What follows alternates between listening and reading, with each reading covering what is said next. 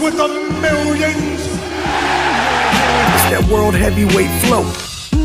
Championship belt wrapped around my waist. Yo, I got that Ric Flair figure flow. Slam you on the pavement, that's why they call me street pro. Create heat on beat flow.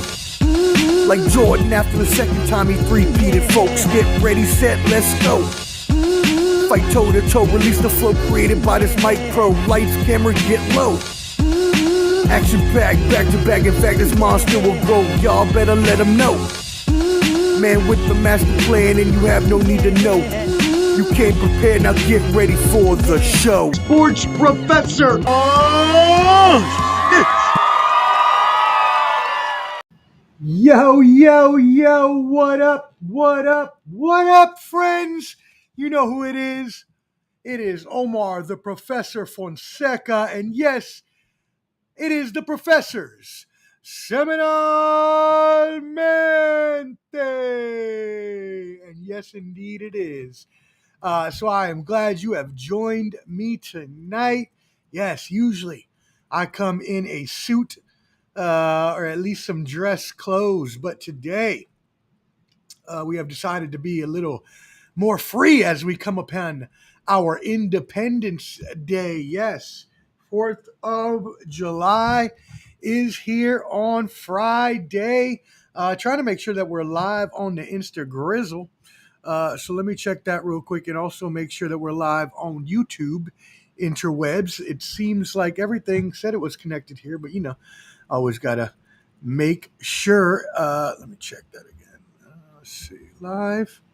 Am I live? Oh, wait a second. What is happening here? What is happening over here? I don't know. Hold on. I got to make sure we're live on YouTube. Anyways, so yes, 4th of July is coming up. I'm going to give you all the background on Independence Day, let y'all know how that came about. We're going to talk all the sports news, all the entertainment. We're going to talk the Diddy trial. I'm going to give you all the updates on that as well. I will make sure that we give you, you know what? This is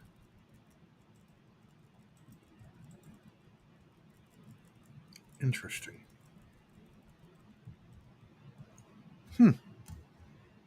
Very interesting. All right, we'll try that again. If you're watching, I'll be right back. I got to check something because we're not going live on Instagram for some reason. Oh, no, we are. Okay. Never mind. We are going live on YouTube, and it looks like hopefully Instagram here in a second. I'm guessing. It says it's supposed to update. Anyways, yeah, so Independence Day coming up this week. What is the background on Independence Day? Obviously, freedom of the United States, right? That's what we're celebrating our freedom. Now, technically, freedom from the British. During the first months of the Revolutionary War, after the 13 colonies had all voted in favor of independence from Great Britain, Congress wrote a declaration, obviously the Declaration of Independence. And so that Declaration of Independence obviously was signed later into law. John Adams, who was one of the writers of the Declaration of Independence, said that on the second day of July in 1776 will be the most memorable in the history of America, talking about like a celebration, pomp, and parade. He says in his quote, shoes. I don't know what he's talking about. He's not talking about tennis shoes. It's SHEWS. So if anyone is a historian of dialect from the 1700s, please let me know what shoes is, because I have no clue. But that's what they say. So you got to go with it sometimes and just roll with the punches there. I don't know. Instagram's just not going for us today, y'all. Not sure why it's happening. But anyways, so what happened 1 year later? After it was signed, the first organized 4th of July fireworks were set off in 1777 in Pennsylvania and Boston, which was John Adams' hometown. And it closed with fireworks. And so that's how we all came upon having fireworks on our celebrations for 4th of July. But obviously, it is about celebrating our freedom. And, you know, no matter what we have going on in this country, there's obviously a lot of divisiveness in the country right now. No matter what we got going on, we're still one of the freest countries. That's not going to work. One of the freest countries, if not the freest country in the world. And so we got to celebrate that. We also got to celebrate our soldiers that fight for that freedom for us. And so salute to all my soldiers and veteran brethren out there. Really appreciate what y'all do for us. All right, cool. Well, now that you've got a little history on what happened, let's move you on into a little more of what happened today. I'm actually getting a little warm, so I'm going to take this shirt off. I was rocking that at Country Box last night, by the way. Got to give a shout out to Country Box last night. What an awesome show that was, especially the main event, Sergey Devchenko versus Jeremy Ramos, Boricua. By the way, I've got interviews coming for everybody. You're not going to want to miss the Sergey Devchenko interview that I do. It's very, very poignant and very informative from a Ukrainian boxer's standpoint. So it's going to be really cool for y'all to see that. As well, I got Evander Holyfield's son, Young Holy, on the interview as well as the Boricuas, Jeremy Ramos, the aforementioned, and Giovanni Figueroa, good young fighter on the come up. So Country Box was awesome. Y'all make sure y'all subscribe to Country Box and watch every first Tuesday of the month. Jimmy Adams obviously does a tremendous job there with his wife, Ashley, who held down the fort last night for everyone and made sure that everything ran smooth. So that was great. Anyways, all right, let's keep it moving. Like I said, we got to talk. You already know what the big store. I don't know why Instagram is not working, but this is very much upsetting me. And also, for some reason, when I look at my channel on Ball and Buds on YouTube, it says it's not telling me that it's on. But then when I'm looking at it on here, it's literally telling me that y'all are watching. So I'm not sure if this is lying to me or what, because it won't actually let me open the video. It's very, very odd. Anyways, enough about that. And let's see what's popping. Bobby G. Shout out the tribal chief. Yes, sir. Thank you for tuning in, my brother. Appreciate you. We're going to talk the Diddy Combs trial right now. But first, I wanted to see if I could get Instagram linked up, but for some reason, it's just not flowing with me right now. I'll keep trying while I'm talking. But anyways, if you have not been paying attention to the Diddy trial, wowzers. It has been a crazy, crazy trial. 8 weeks of intense, obviously, discovery through witnesses, and the main one being, as we know, Cassie Ventura. And as you know, I've been updating you on this show weekly about what has been going on in this trial. It's been explosive. Obviously, we all know about the stuff between Cassie and Diddy that happened in the hotel, the actual violence that had occurred. We also know about another witness who said she was dangled off the balcony. She was also an assistant. We heard about another witness who was also an assistant and was also treated horribly and abused mentally and other things like this. So we heard explosive discovery. And now finally it is all over. Yes, the fat lady has sung, and there has been a verdict in the Sean Diddy Combs trial. After 8 weeks, he has been convicted of 2 federal felonies, but acquitted on 3 the most serious charges against him. So, as you know, if you've been watching this show, as I've been talking about this case every single week that it's been happening, you've been getting all your great information from me, and I appreciate that. As I've been saying from the beginning, there were multiple reasons I thought that he was going to get off of especially the RICO charges. I said it every week. I didn't see any racketeering or conspiracy charges. There's no conspiracy. You usually need more people. You need multiple people within a business to conspire. And it just didn't reach that in my eyes. I said the whole time, the only thing I thought really could be done was the prostitution charges. And that's exactly what happened. So if you were listening to me, well, good on you because you were able to be informed and tell the rest of your people. But yeah, as I mentioned from the beginning, the first thing that tipped me off was that Sean Diddy Combs pled not guilty and didn't take a plea deal, which I said at the beginning of the trial meant either he's crazy or he knows he's going to get off, one or the other. Well, he proved to be the latter, as he got off of what was the most important to him charges, because he was facing life in prison. Now he no longer faces that. At most, he could get 10 years, and they're saying that he's not even going to get that. Each violation of the Mann Act, MANN Act, carries up to 10 years in prison, which technically means he could face 20 in as maximum years in prison for the two violations of the Mann Act for prostitution, transportation across state lines, all of this different stuff that we heard about through the case. So what will happen? Legal experts are saying there's no way he gets 10 years. That would be too harsh. He has no criminal history. So the judge is going to go lenient on him, which is just like, wow. I mean, yeah, he didn't, I guess, technically do anything wrong except for being a horrible person. But I mean, he did do some definitely prostitution. Anyways, so they're saying, former federal prosecutor Nima Ramani, madam, says as little to 15 to 21 months with time served. So we're looking at Diddy getting 15 to 20, so a year and a half to 2 years at the most is what she has said, and she is a former federal prosecutor. So the one thing they're wondering now, will Sean Diddy Combs actually be remanded back into custody, or will he be let out on bond awaiting his sentencing? Because obviously, now that they found out what the verdict is, now they actually have to await sentencing.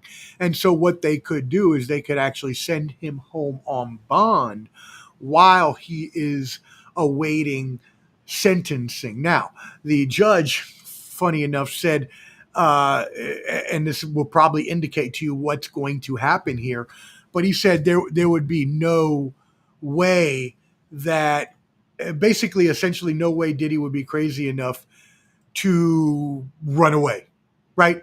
He would be nothing short of a fool to violate the court order, is exactly what the judge said. So he doesn't think that he's liable to flee. I mean, I wouldn't put that past him. I mean, he could just go to some foreign island and never get found again. I mean, what are we talking about right now? I mean, yeah, he's probably not going to make it through security of any airports. But what if he knows somebody with a private jet that'll let him get on and get out?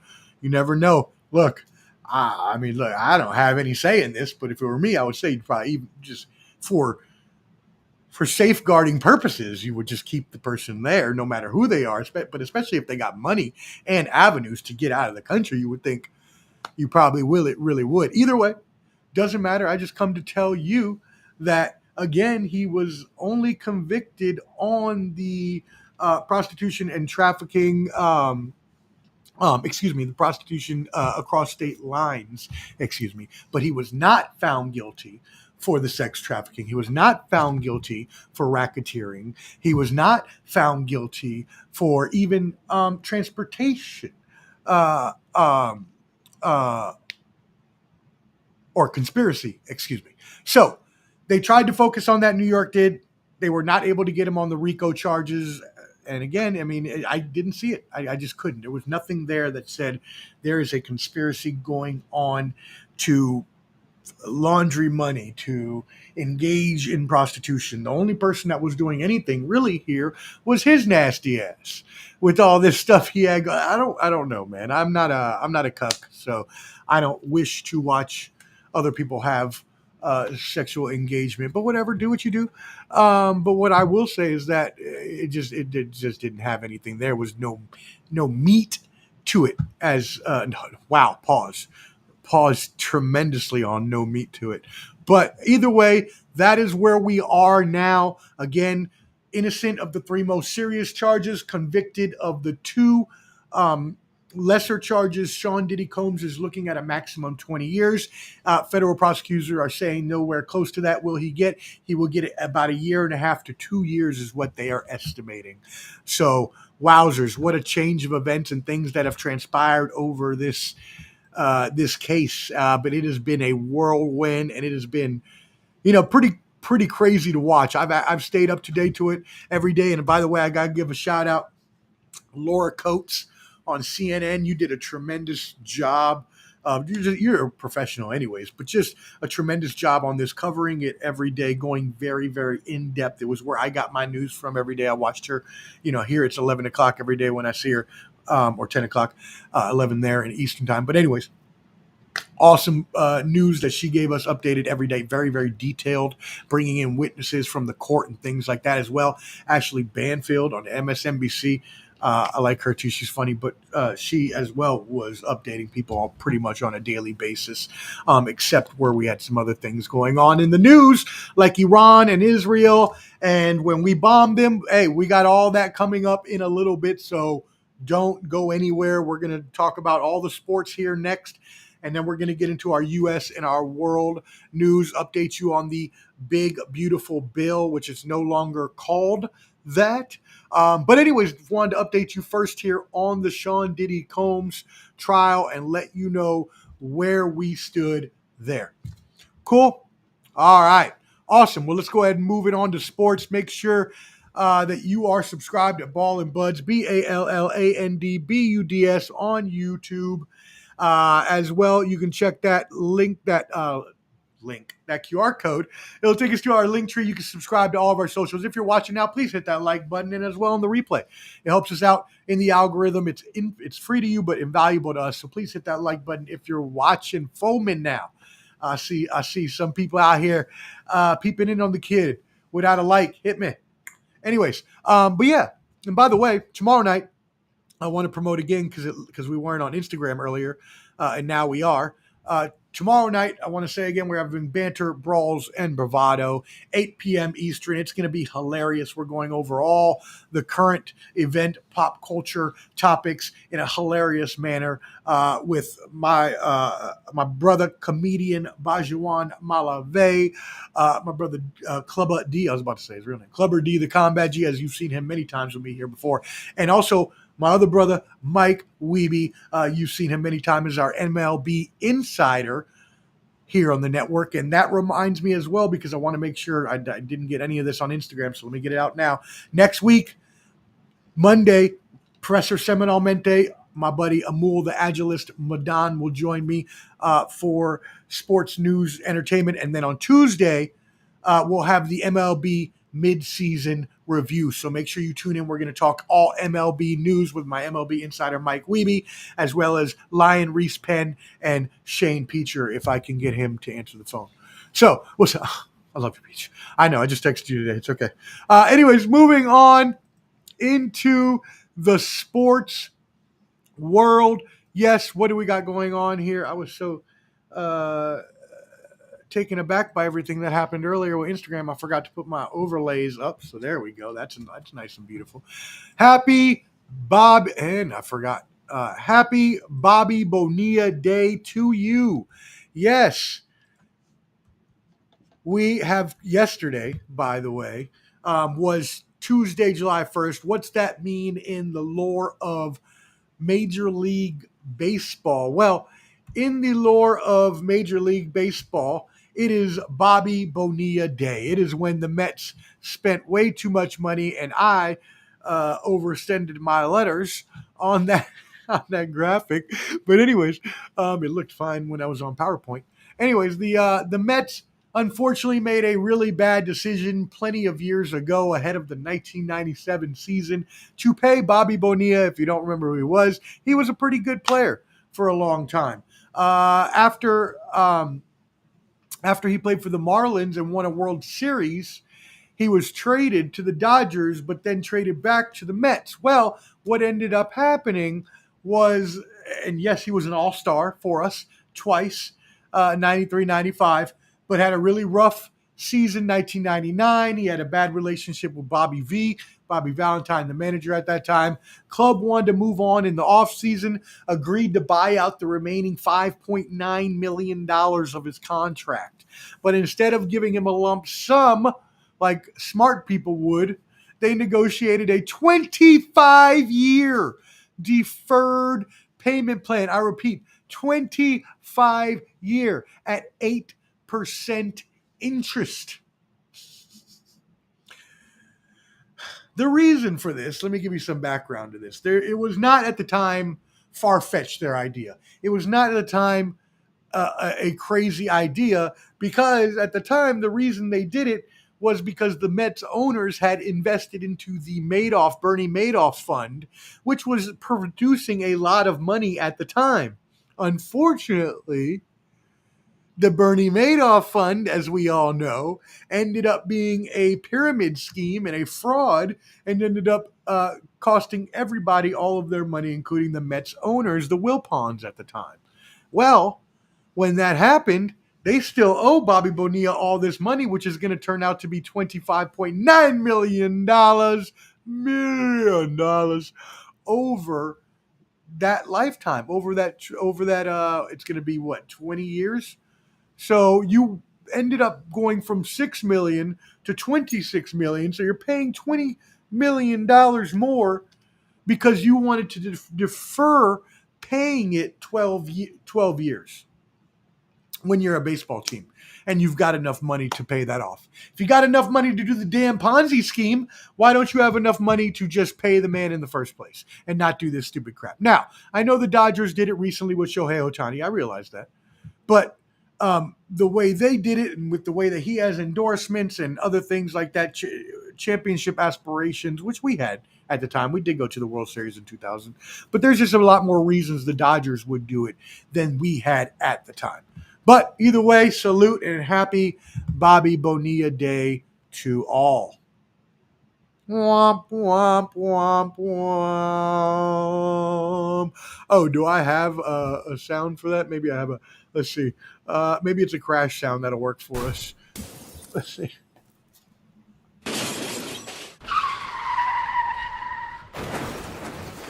There we go. Yep, that's about right.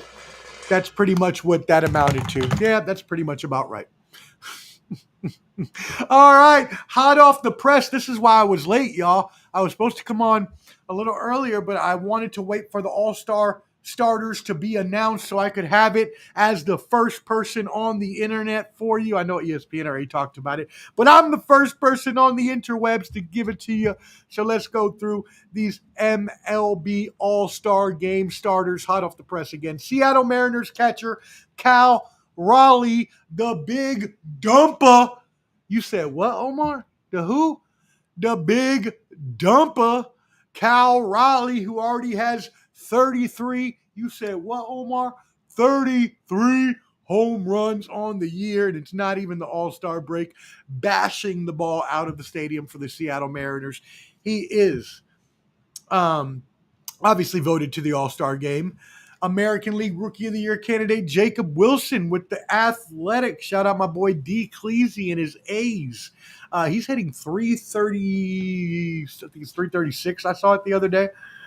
So he's just playing amazingly well. 3 people from your Detroit Tigers who are leading in the record books right now. Second baseman, former Yankee, Gleyber Torres, and outfielders Riley Green and Boricua, Javier Baez will join them in the starting lineup in the National League. The Los Dodgers, who we've talked about a lot in the past couple weeks, will have 3 representatives.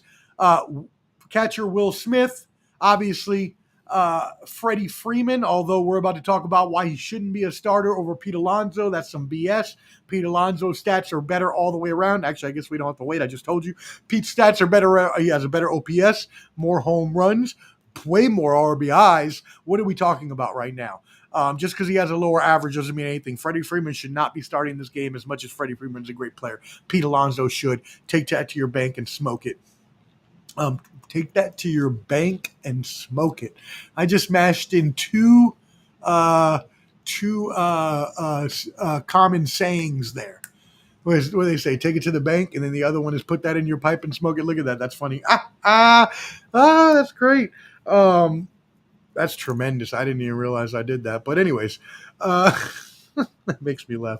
All right, let's keep it moving. Who else is starting? Well, let me know. I'm going to give you the full lineup right now. In the NL, I already told you Shohei. I already told you Freddie Freeman and why he shouldn't be starting. Ketel Marte for your Diamondbacks. I'm looking at my phone so I get this correct. Manny Machado for the Padres. I said Will Smith already. Ronald Acuna Jr. from the Atlanta baseball team. You've got to change your name there, Atlanta. Kyle Tucker for the Chicago Cubs. Also for the Chicago Cubs, and what will be the bane of my baseball existence for the next 20 years, Pete Crow Armstrong, PCA, a future MVP who we decided to trade for 1 year of roided up Robinson Cano. Robinson bum-ass Cano. Anyways, and finally, Wepa, Boricua, Francisco Lindor, Paquito, baby, from my hometown of Caguas, Puerto Rico.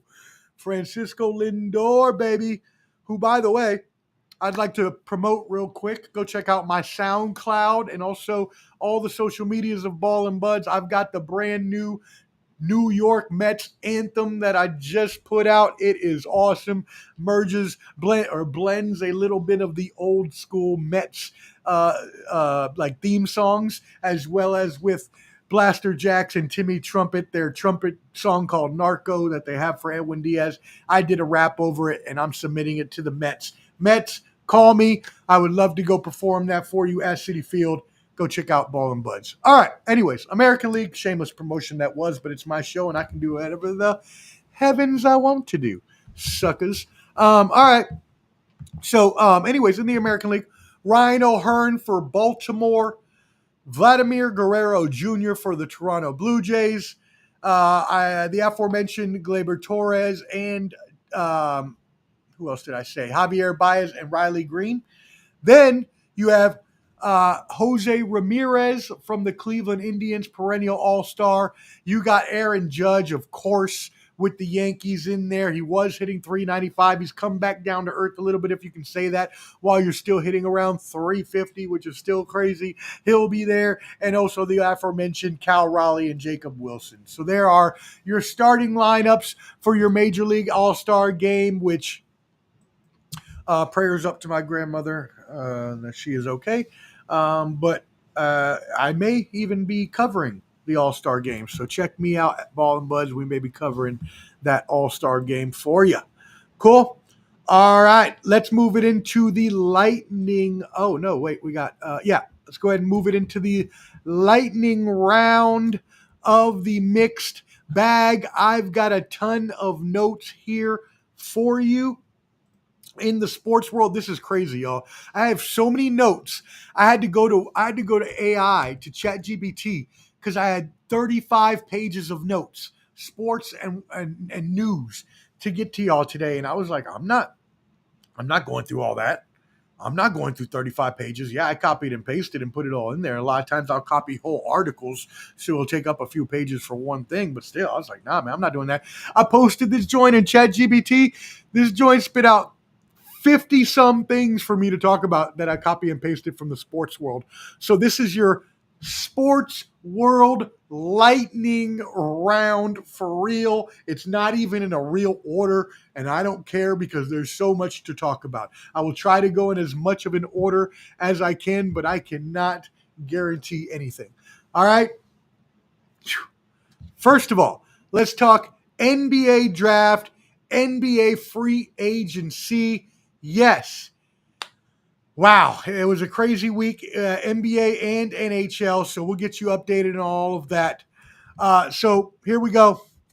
In the NBA, the Mavericks, not only did they get Cooper Flagg as the number one pick in the NBA draft, he is no really conspiracy theory here, I don't think. I think it's pretty much shown that the NBA is rigged at times by giving the Dallas Mavericks the lottery after you made them trade Luka Doncic to the Lakers because LeBron is getting old and about to retire, which we'll talk about in just a second on another one of my facts. Because LeBron opts in at $52.6 million, which also means he'll be an unrestricted free agent after the year. What does that mean, sports professor? Well, what that means is that if he's an unrestricted free agency for a rebuilding team, do you really think that team is going to re-sign him when they have Luka and they need to build around Luka?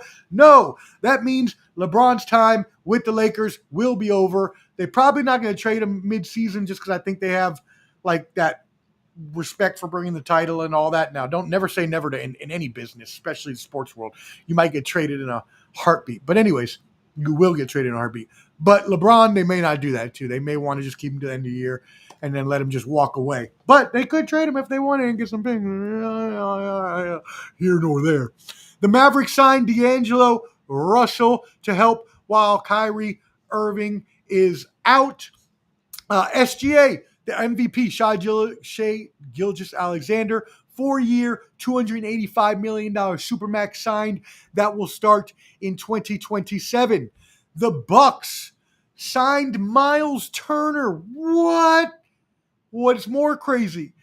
They waived Damian Lillard. Dame time, baby. What? Yes. Check this. The Bucks waived the next 5 years of Damian Lillard's contract, which is crazy, and waived the next 2 years of his contract and stretch it over 5 years. So essentially, they take that 2 years of his contract, which is like $100 million or something like that, and stretch it over 5 years, so it costs less every year on the cap hit. And they use that savings to go sign Miles Turner. Now, as a basketball move, you say this is a smart move to do. Now, will Turner and Giannis mesh? We will see. Obviously, Giannis and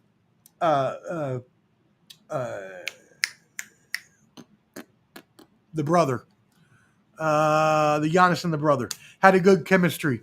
I can see his fro and his face. Anyways, had a good chemistry. But we'll see how this works because Giannis is said to be displeased with this trade. But again, in basketball sense, it actually makes sense. No pun intended. What else we got? Masai Ujiri is out as the Raptors boss. What? Yes. They have let go of Masai Ujiri, and it's a little bit of a basketball move, a little bit of a contentious move, but they're rebuilding. So do they really,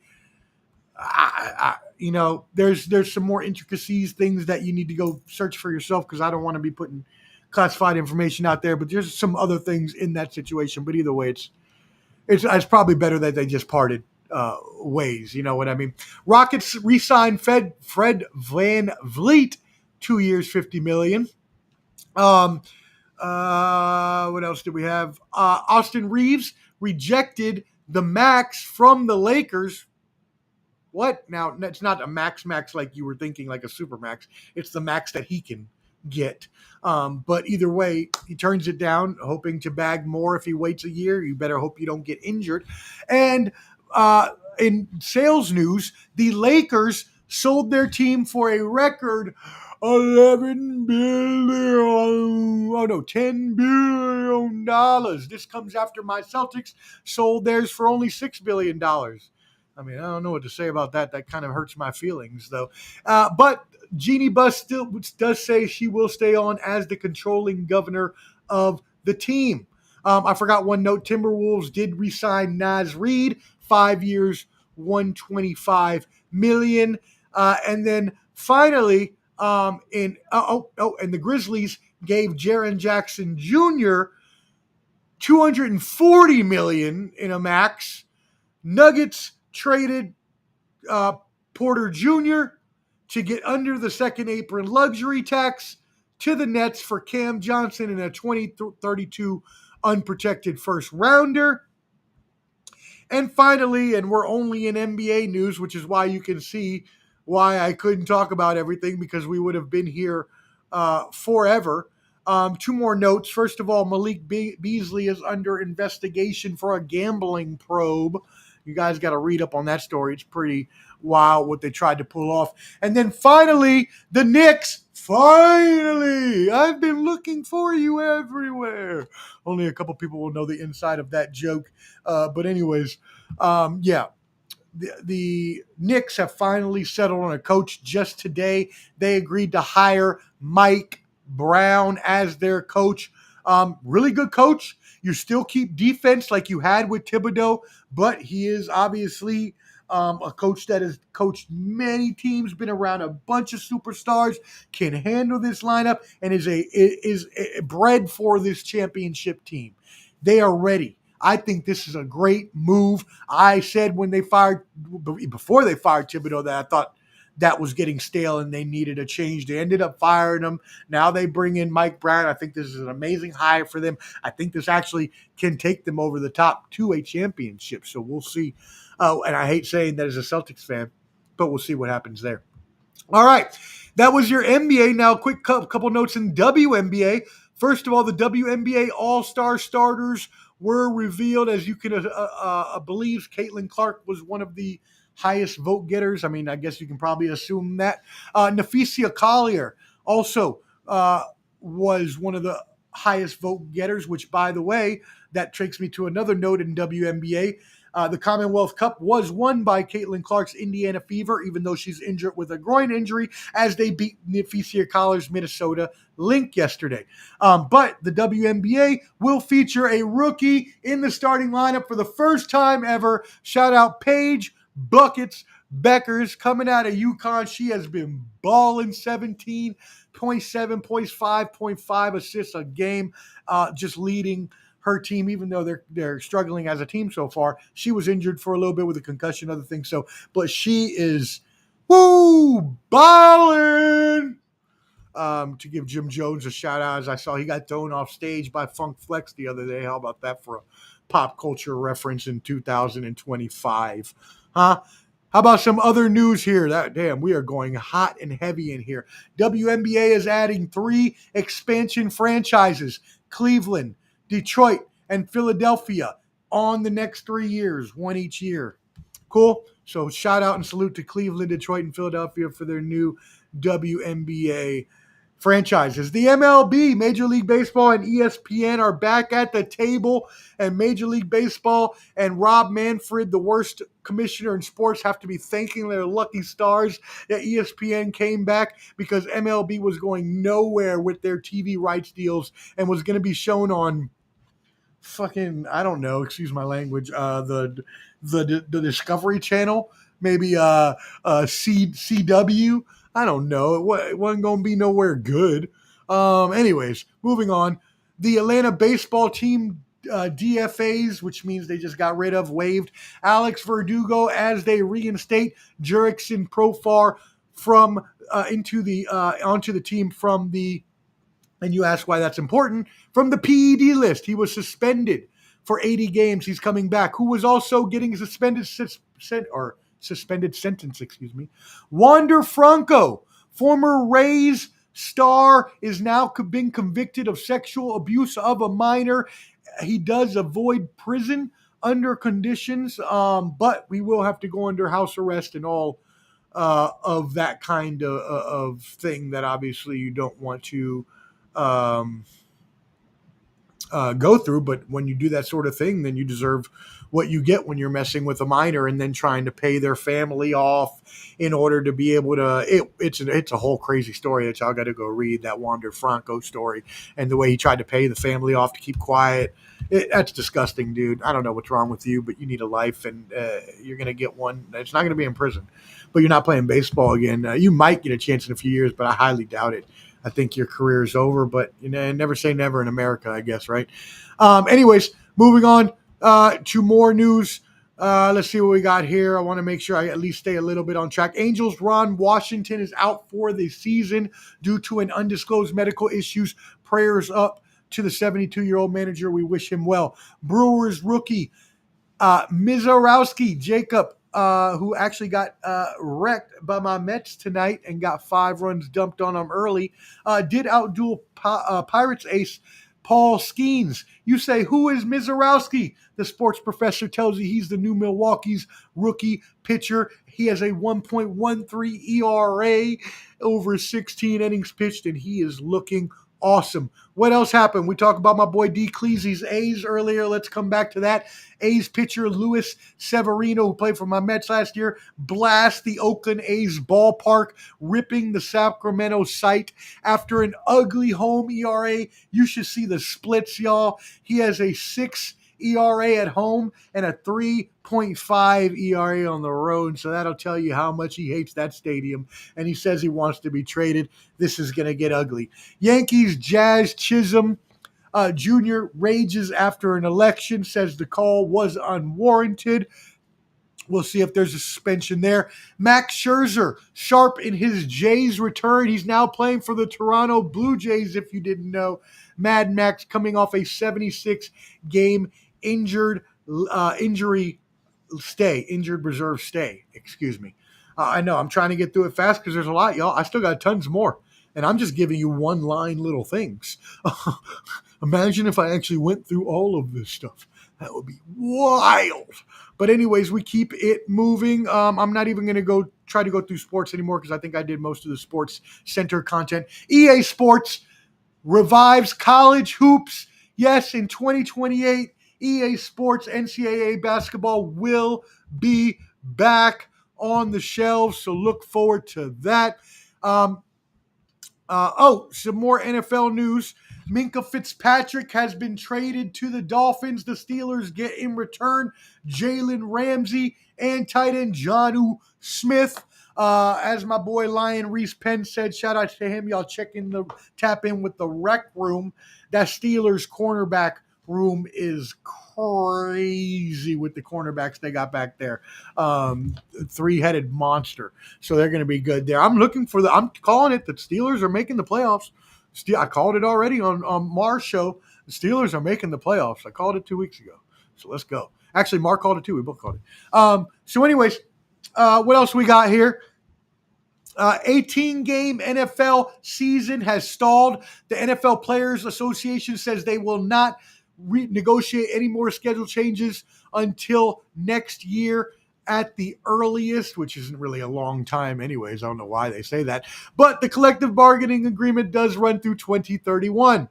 The Club World Cup, the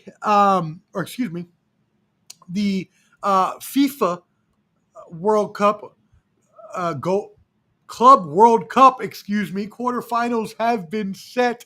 PSG, Al Hilal, among a couple other teams that I had on my list, but I can't find them now. But anyways, they are all going into the quarterfinals in the FIFA Club World Cup, which is preparing for FIFA World Cup coming next year. I love FIFA World Cup. I'm a soccer fan. I mean, I'm not I don't call it football, and I don't go to many games, although I have gone to a few Nashville SC games, which are a lot of fun, especially if you sit in the supporters section. Shout out to those Nashville SC supporters here in Nashville. They be going crazy, so that's pretty cool to see. They be having a lot of chants and songs.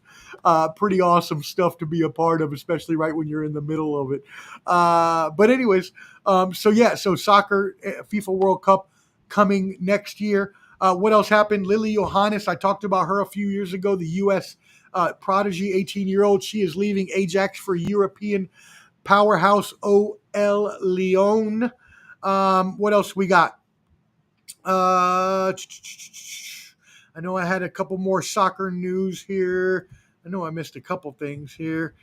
I'm trying to give it all to you. Trying to give you all the news you need. It's going to be like this in U.S. and world news too. Y'all just wait. I'll have a little more time to talk about things in depth there because that's more important than just sports news. But I do need to talk about that as well. Hockey, that's right, hockey news.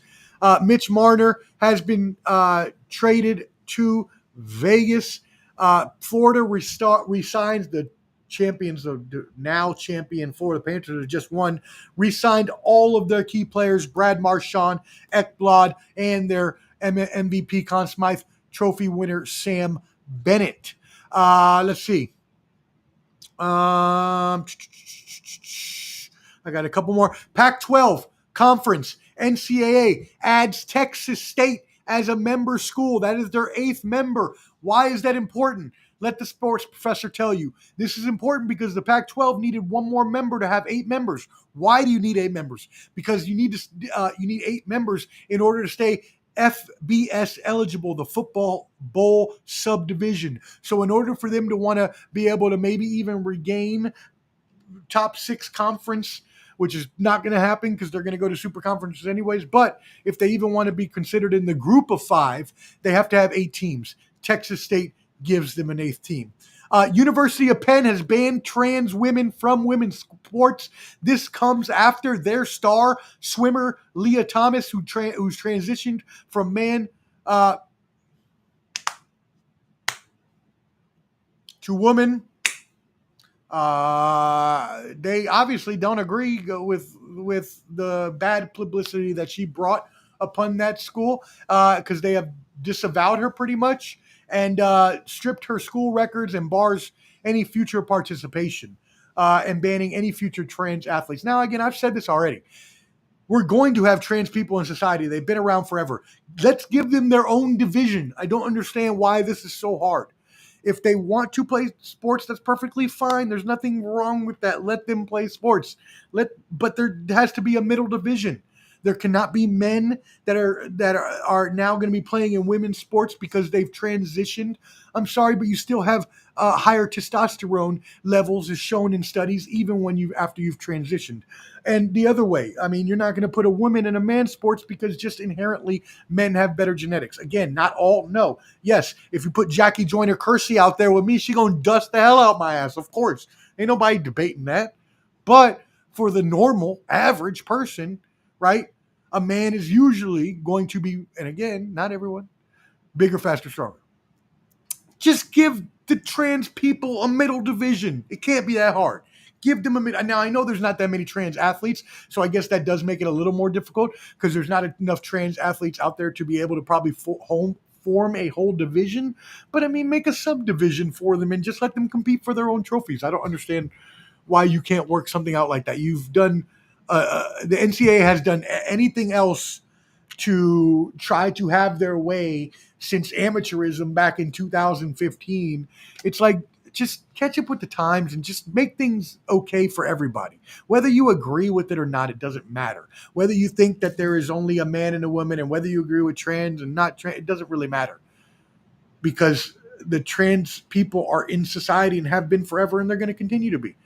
So at least just give them their own lane so that way they're not getting in your lane and then you're not complaining about it.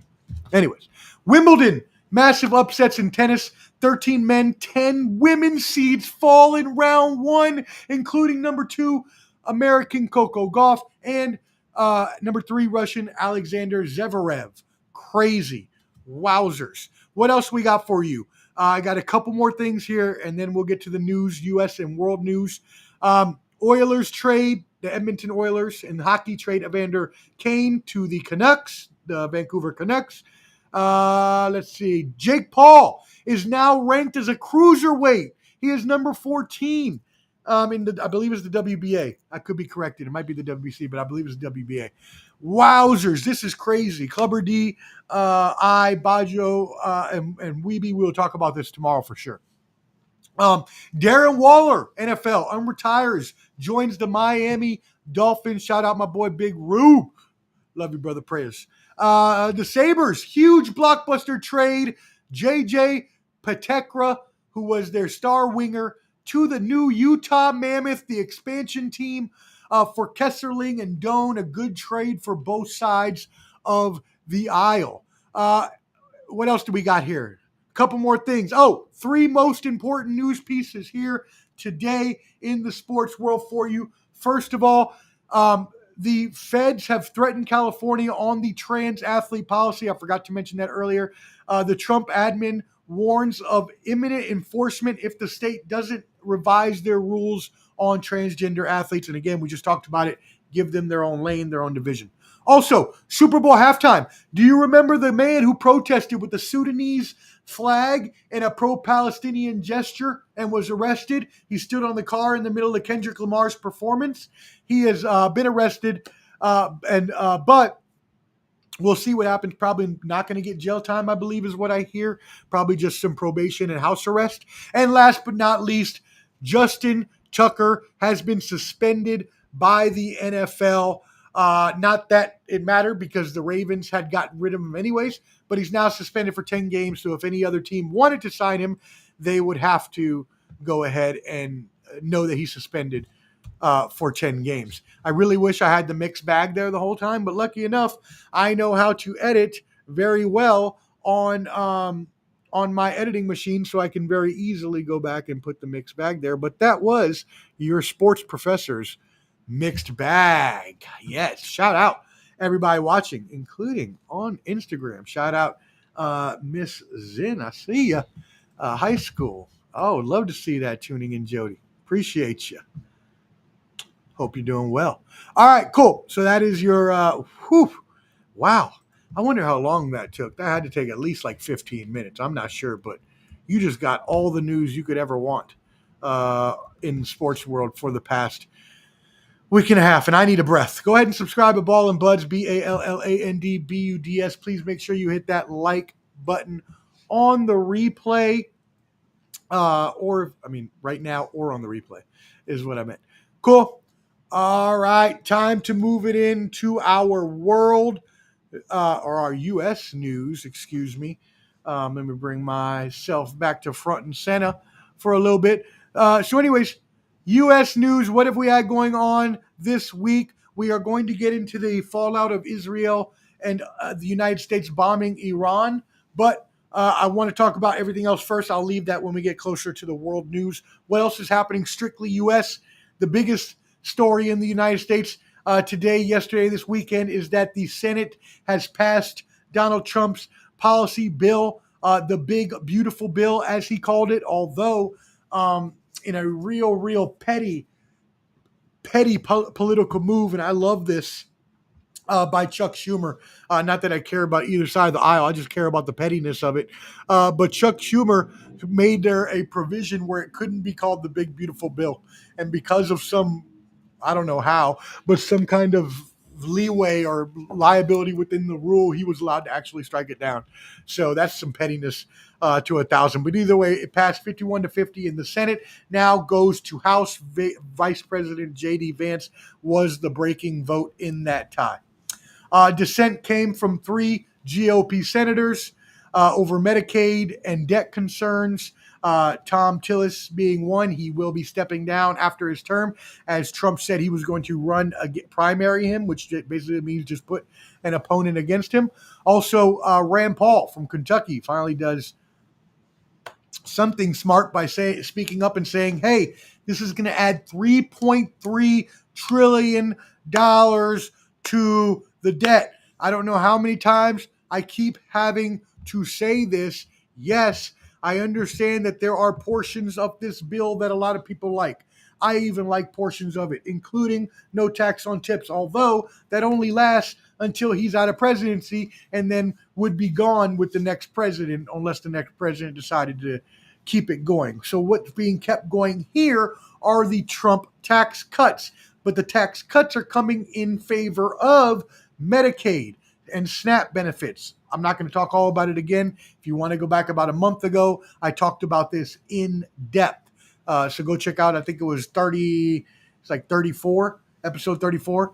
Go check that out and you'll see everything that you need to know about this bill. But it does. It cuts from Medicaid. It cuts from SNAP.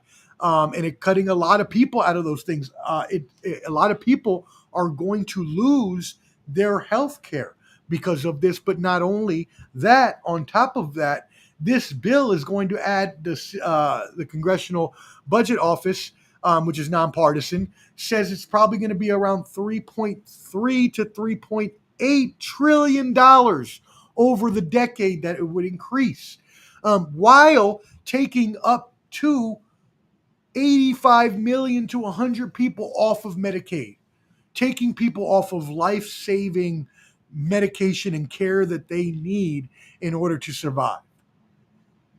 Now, look, I don't care where you stand about your politics. When people are dying, we don't need to be kicking them off of their health insurance. Again, I don't care where you stand or what you think about work requirements and stuff like that. Should able-bodied people go out and at least contribute to society? Yes, I do agree with that. But there are a lot of people out there that aren't, and even if they're considered able-bodied, could still be disabled in other ways that you may not see with the eyes. And those people need to be considered as well. But anyways, off my soapbox there, I just don't like this bill because it adds so much to the debt, and it comes from the conservative side of the aisle, the Republicans, who are all about cutting the debt, especially when they had Elon Musk and Doge and, oh, we're going to cut the debt and we're going to cut all these programs and this and that, and then you come back and do this. That just, the math ain't mathing, as the kids say these days. I'm just here to bring you the neutral point of view. I don't care about either party, as you know. I hate both parties, but I'm going to give you the facts, and those are the facts. What else are facts? And I apologize. I said 85 million to 100 million. That is not true. Wow. Wowzers. I said my number's incorrect. 8.5 to 10 million people could lose Medicaid. So please let me correct that. I don't want to be cited as spitting false narratives. I said my number incorrectly. Not 85 to 100 million, 8.5 to 10 million people. And 20% cut from SNAP benefits. Despite that, it will be passed. Now it heads back to the House to see what happens there. In other news, there has been someone who has been sort of attacked by President Trump over the past few weeks, and that is the new New York City mayoral nominee, self-proclaimed socialist, Zohran Mamdani, who, by the way, we're not going to start to do this again. All right, we're not. We're not doing this again. I don't care what side of the aisle, again, you sit on. I love you regardless of your political party, but we're not doing this again. We're not doing the birthright citizen bullshit that we did with Obama. We're not. We're not doing the same thing we did with President Barack Obama. All right? It's already proven. This guy, yes, he was born in Uganda, but he has been in the United States and has been naturalized since 2018. But Donald Trump said that he would, said all kinds of stuff about him because Mamdani said that he would keep ICE out of NYC facilities. So, obviously we'll see what happens there. But that was crazy even that guy won. This Mamdani guy, he had a 1% chance to win, y'all, when this whole, candidacy started 6 weeks ago. And you will remember we talked about in this program, Andrew Cuomo. Andrew Cuomo. I'm thinking about his brother, Chris, in my head, though. Andrew Cuomo and current mayor Eric Adams were the favorites. This guy had 1% and came out of nowhere. But because he actually related to the people of New York City and promised to them to bring down prices, because apparently a one-bedroom a two-bedroom? Or was it a one bed? One bedroom was like $3,500 in New York. I'm like, damn, I thought I paid a lot of money here in Nashville, but damn, that's crazy. Wowzers, y'all pay that much in New York? I would never. I'm moving apartments now because I think I'm paying too much, and I'm only paying 2/3 of that. So, anyways, whatever. That's crazy. Y'all people that live in New York, y'all wild. Anyways, I feel bad for y'all. In other ICE news, here in Tennessee, I got to talk about this. ICE, this is very important that we need to talk about. ICE arrests in Tennessee have more than doubled in 2025, and I know a lot of y'all are cheering. Good, get those criminals out of here. And fine, because I will say that before May, the ICE were actually cracking down on criminals.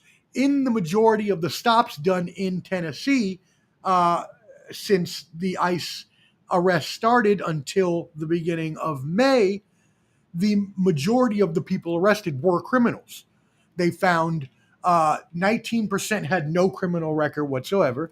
They found that it was about 37%, I'm doing it from my head, 37% about thereabouts had a partial criminal or a possible, maybe they had pending charges, stuff like that. And then the other, whatever that is, 44% or 50%, something like that, did have criminal charges. But then in May, that completely flipped. And the people that were arrested within these ICE raids in Tennessee, 70% of them had no criminal record whatsoever. And so this is what I talked about on my short that I created a few weeks ago, y'all.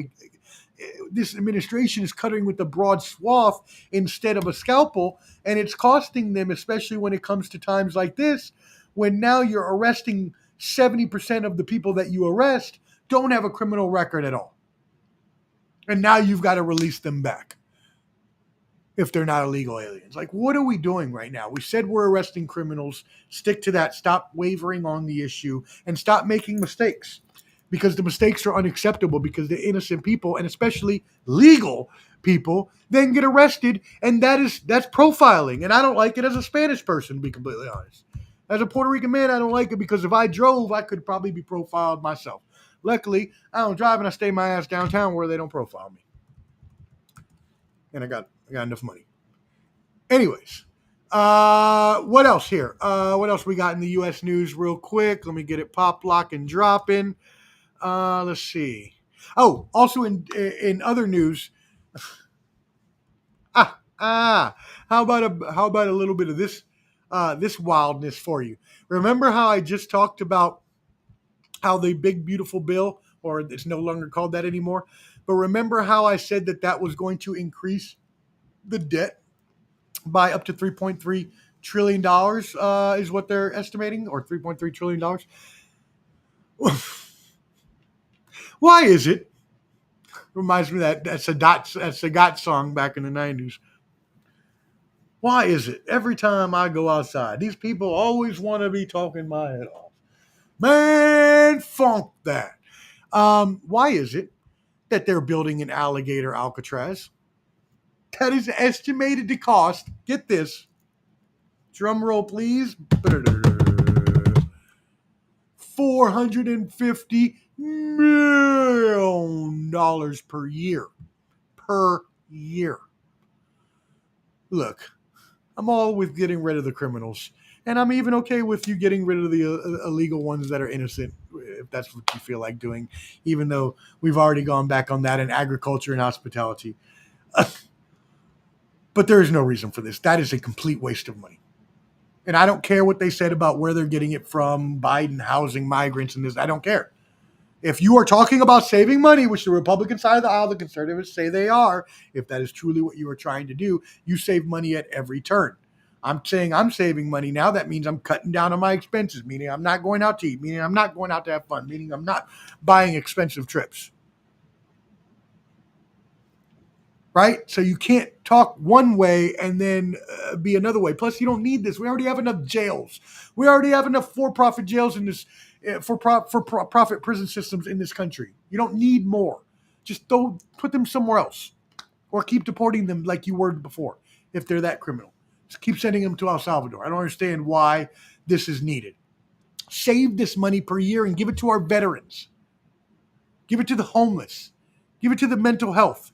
Give it to anything that could help out this damn country, instead of doing stupid shit like this that is performative nonsense for a show. I know he's a reality TV star. I know he was a businessman, but this is all for show.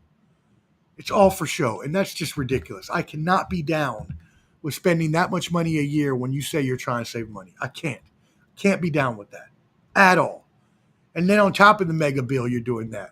On top of the $45 million you spent on a military parade that we didn't need, because everybody already knows we have the best military. Salute to all my veteran brethren. I love you. What are we talking about? What is going to happen is that a lot of rich people are going to get richer. Why don't we be 100 about that? There's a lot of tax cuts that are going to the wealthy. I know y'all keep talking about how y'all are going to get your taxes and this and that, and great, you will. It's estimated that the average American will get $2,000, a little over $2,000, $2,500, $3,000 back on their taxes, or coming back to them in taxes. Okay, great. That's nothing compared to what the rich people are getting back. So we, the little person, are getting screwed because the rich people are getting more money back on their stuff. I'm tired of getting screwed by the rich person. And I hope to be rich soon. I hope to be a billionaire. I will be a billionaire. but I will also give back. I mean, I already plan on giving back anyways, just to my causes, but I would expect that, just like I expect now, every rich person should have to pay a bunch in taxes. Because if you're making that much money off of society, and most of it, let's be honest, in kind of shady ways, through stock market manipulation, insider trading, so on and so forth, connections, deals, networks that you shouldn't have unless you had a certain amount of money. I mean, when does the little person get a shot? So yes, I think every rich person should have to pay more than their share. I don't even think it should be 35%. I think it should be 40% that they should have to pay. I mean, if you're making millions, billions of dollars, what the fuck does 40%, what does half of it matter to you? None. You don't care. It's like pocket change at that point to you if you have that much money. Now, yeah, half would be kind of ridiculous. But 40%, not 35, make it 40. How about that? Anyways, just get off my soapbox again on that one. Let's keep it moving. Secretary of Defense Pete Hegseth has ordered a pause on shipments of missiles and ammunition to Ukraine amid concerns about the U.S. military stockpiles, saying that our stockpiles are decreasing and have been depleted after years of sending Ukraine, and as well as the military operations in the Middle East before that, as the U.S. fought the Houthi rebels, which, by the way, may be another war coming up soon because, by the way, the Houthis just bombed Israel. So if you hadn't heard, the Houthis bombed Israel. So now Yemen, by the way, Mike Huckabee, one of our ambassadors, called for B-2 bombers to bomb Yemen. I don't know what we're doing. But yeah, we do have to bomb the terrorists. I do agree with that. I don't think we need to bomb a whole country of innocent people. But yeah, how about we bomb the Houthis? That's fine. I agree with that. And also, in updated news on, no, actually, you know what? We'll get to that in just a second. Let me make sure I don't have anything else here. That ceasefire deal that they announced last week didn't last at all. But now, again, it's brought up today that they are talking about another deal, 60-day ceasefire. So while it didn't last through the first day, it then started a day late, but now has actually gone. Anyways, we'll see. It never lasts long. As I told y'all last time, these are light on execution, these agreements. They basically never last. So I don't know why we would expect this one to be any different. All right. Make sure you subscribe to Ball and Buds, BALLANDBUDS. I don't know why this keeps doing this to me, but that would have been your USA news. And now we move into world news. Great. I don't know why that keeps taking it away from me. But anyways, let's see. Where are we at? All right. 15 more minutes here. Okay. Yes. Updating you on the fallout of the United States and Israel bombing Iran.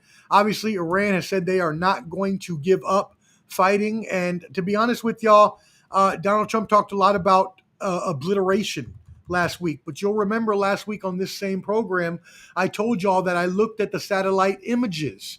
And I told y'all that from looking at the satellite images that I did not believe there to be obliteration, that I believe that, yes, there was a good amount of damage, even severe damage, but not debilitating damage. And I was right. It turned out that I was completely correct.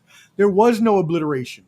It's not even shown that there were no expanded radiation levels, so it's not proven that we damaged any uranium. The bunker bombs, which had never been tested before, so we didn't even know if they worked or not, just didn't work as well as they had hoped. So now, where I said last time that we talked that Israel was at about a 30% capability, if they lost anything from there, which again, probably after a few weeks, they may have been a 40 or 50% by then. But either way, if you think about maybe we took about 30, 40% away, maybe they're down to 10, 20%. Remember, it only takes 6 weeks to get from 30 to 90. Now, if we damaged a lot of uranium, great. Then hopefully we would have. But again, there's no proof of that. And the damage is mostly to buildings, shelters. Yes, there obviously is some to tunnels, uranium enrichment facilities, obviously things that they have to rebuild. Sure, but I mean, look at Nashville. They built a damn condo in 1 year. So how long you think it's going to take them to rebuild their facilities? And then after that, it's not long till they start purifying again. And they already came out and said they were going to. They said they're never going to stop. So we didn't completely demolish their program, which was the whole point of us bombing them, was to completely demolish it off the face of the earth so they could never do it again. That didn't happen. So now let's say that they are able to rebuild in 6 months to a year, start doing it again by a year and a half, a year, maybe even if they're really quick, if none of the uranium was damaged, 6 months, they could be back up to having a nuclear bomb, or nuclear capable at least. So we'll see what happens. At least there has been no other retaliation aside from when we talked about last week, them attacked the bases in Qatar. Thank God all of our soldiers were safe. They did not obviously do anything after that, and that's good, but we can never put anything by them because they continued to say death to America and so on and so forth. So, all right. So anyways, where was I at? Let's see. Oh, right. That's what went along with that story. Iran actually came out and said that President Donald Trump is an enemy of God and called on Muslims to make him regret his action. It's a religious edict known as a fatwa, which is basically, I guess, and someone can correct me, assassination, loosely, I guess, violence against. This was proclaimed by the Grand Ayatollah Nasser Makarem Shirazi. So again, look, I mean, they hate Americans. We needed to try to take them out, but we didn't do a good enough job. And now they can come back and now just try to hit us harder, or even hit us easier, or whatever, have better capabilities than they may have before, which was my main concern. So anyways, as always, we'll keep you updated there. In other Iranian news, Iranian hackers have threatened President Donald Trump with an email dump. So an Iranian cyber group claims to have stolen emails from Trump and Trump allies, including Susie Wiles and Roger Stone, and is threatening to sell them. FBI Director Kash Patel has vowed full prosecution, signaling Iran's digital retaliation as a response for the nuclear attacks. So that's more information right there on that. What else we got? Let's go into the world of tariffs. Donald Trump says that he has his first tariff agreement today, is the first official one. We'll see how long this lasts.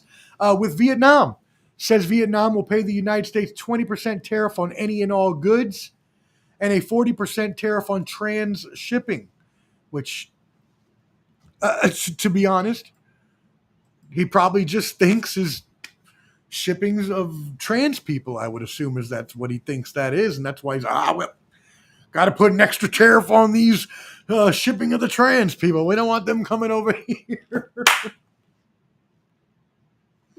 I can't. That was great. I don't know how I thought of that. That was great. Anyways, and that the U.S. will be able to sell our product into Vietnam at zero tariff, and says that will spark the SUV market for U.S. SUVs in Vietnam. So we'll see if that actually happens in the future, if they buy more SUVs. But it actually seems like that's a decent deal, to be completely honest, when I'm looking at both sides of that deal. It seems like that's a pretty decent deal. I mean, if they're getting cheaper goods into our country, they should probably have to pay more. And if they agree to pay more and let us get in there for free, then why wouldn't we take that? So if that deal can actually hold up, which again seems like a good deal for both countries, then that would be, good for the United States. So we'll see what happens there, and we'll keep you updated on that. In other words, in other news that could be considered a Trump win on tariffs, $106 billion have apparently been collected in tariffs since the Trump trade agenda was enacted. The CBP, Customs of Border and Protection, says they have collected 100. When yes, by the way, they are the ones, which is crazy. I never knew that until I found that out a few weeks ago. The Customs and Border Protection is the organization that actually collects overseas tariffs. That's wild to me. I would think it would be like the financial bank or like the Fed or something. Anyways, they say they have collected 106 billion in customs revenue, mostly aimed at from the tariffs. The Department of Homeland Security claims a 99.5% collection rate. I don't believe 99.5% anything in life, so I don't believe that. But we'll say it's above 90% and hope that that's good. And 16.3 billion recovered through enforcement of anti-evasion measures. So people trying to evade the tariffs they are collecting billions of dollars from. So again, if that trade deal does hold up with Vietnam, you would say that that first deal would be a win. And you would say if these numbers are actually true, that that would be good for the United States as well to be collecting that amount of tariffs. So you would definitely give those two wins to the president, Donald Trump. Obviously, I'm neutral on this program. So while I am going to critique both sides and both parties and definitely hit both of them when they're doing things incorrectly, and I do for Donald Trump, I will as well give him his flowers if he does something that's correct. And, if those two things hold out, they would be positive for the United States. In other news, the FBI has arrested Chinese spies targeting the United States Navy. Two Chinese nationals, Yuan Chen and Liran Lai, were arrested for spying on Navy personnel and attempting to recruit U.S. Navy service members for Chinese intelligence. Wowzers. What?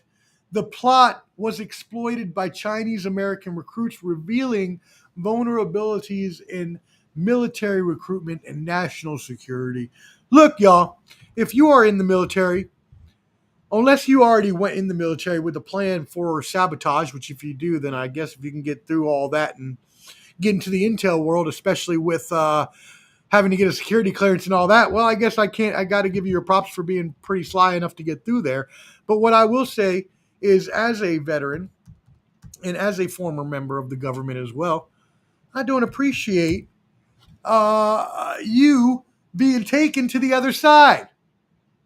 Okay? Stop giving away our information. They're always trying to recruit you. The foreign adversaries and enemies, Russia, China, North Korea, they are always trying to recruit you. Do not give in to their cyber, their digital, their psycho warfare. Don't do it. You protect the United States and their secrets at all costs. I don't think I should have to say that to my military personnel. Brothers and sisters, I love y'all. My veteran brethren. Not even veteran, the active duty brethren, I love y'all. We got to be smarter, okay? Don't get fooled by the females from different countries because they're probably spies. Don't get fooled by anybody, man or female.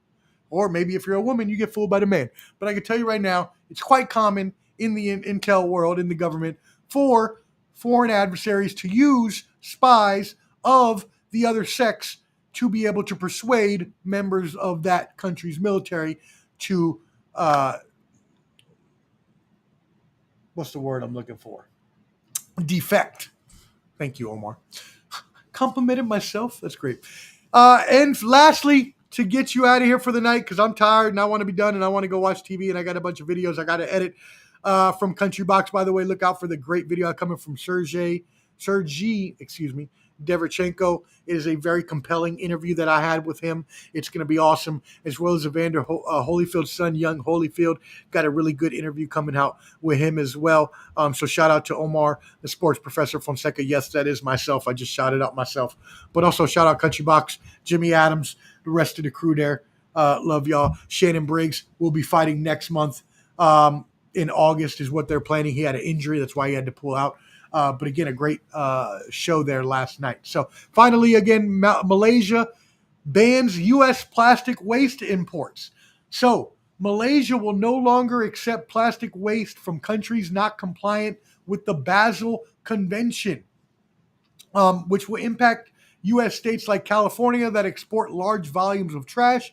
This move follows similar bans by Thailand and Indonesia, raising concerns about where the U.S. will send all their future trash and recyclables. If you did not know, we send most of our trash and recyclables to Asia. All the countries in Asia, they've been stocking it up there in their landfills and so on and so forth. But they are now getting overpowered on their landfills like we are here. So now they are not letting us do that anymore, which makes sense. I wouldn't do it either if we didn't have space. I'm not going to let you give us trash when we don't have enough space for our trash. That wouldn't make any sense. But anyways, this has been a long time coming. This has been years in the making. The U.S. has had time to figure this out, and they never did. Now we have a trash problem, literally, and now it's really going to turn into idiocracy. Have y'all seen the movie Idiocracy? If you watched the show, you know I've recommended it plenty of times. One of my favorite movies in the world, featuring Luke Wilson and Maya Rudolph. Great, hilarious comedy, but it does show where this world is headed to, and especially the United States. So I suggest you give it a good watch. It's pretty good. Anyways, that being said, yes, we are gone for the evening. I appreciate you. Tomorrow night, as I said, tune in. Make sure you subscribe to Ball and Buds, BALLANDBUDS.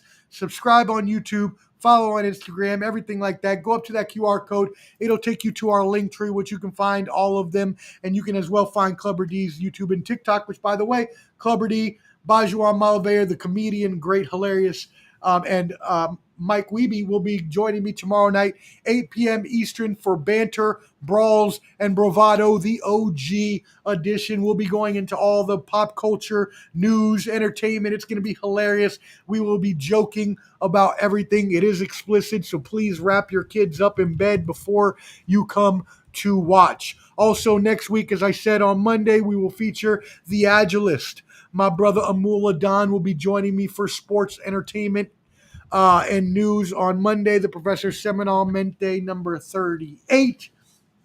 And then finally, next week, either Tuesday, Wednesday, or Thursday, I've not confirmed a date yet, but one of those dates at 8 p.m. Eastern, I will be having my MLB All-Star Roundtable for the midseason review. Yes, we will feature the aforementioned, our MLB insider, Mike Wiebe. We will also feature the Rec Room. Y'all tap in with them, the Lion, Reese Penn. And then finally, my other brother, Shane Peacher.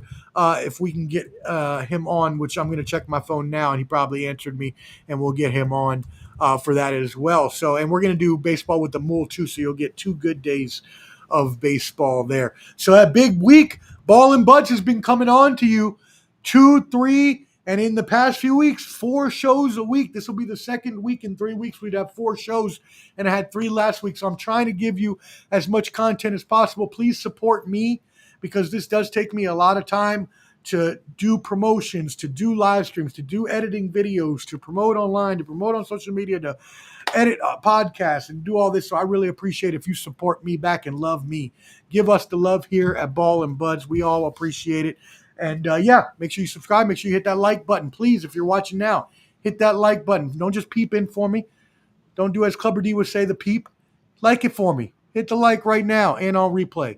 And as always, I am Omar the Professor Fonseca.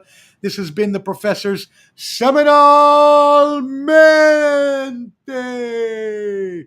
And I, as always, appreciate you for tuning in. Please, until tomorrow night, make sure you have an amazing Thursday. If I don't see you tomorrow night, maybe you don't like the explicit stuff, like my mother and other people who shouldn't be watching, please have an amazing and blessed 4th of July weekend. Remember why we are free, why we have our independence. Think a veteran, think an active duty soldier, think, everyone that has given you the freedom, our first responders and everything. So again, shout out, much love. Catch us tomorrow night, 8 p.m. Eastern, Banter, Brawls, and Bravado, and then next week as well. Cool.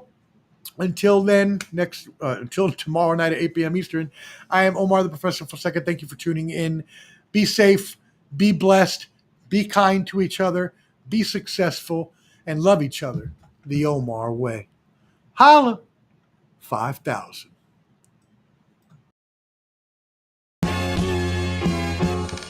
with the millions. It's that world heavyweight flow. Championship belt wrapped around my waist, yo. I got that Ric Flair figure flow. Slam you on the pavement, that's why they call me Street Pro. Create heat on beat flow. Like Jordan after the second time he three-peated, folks. Get ready, set, let's go. Fight toe to toe, release the flow created by this mic pro. Lights, camera, get low.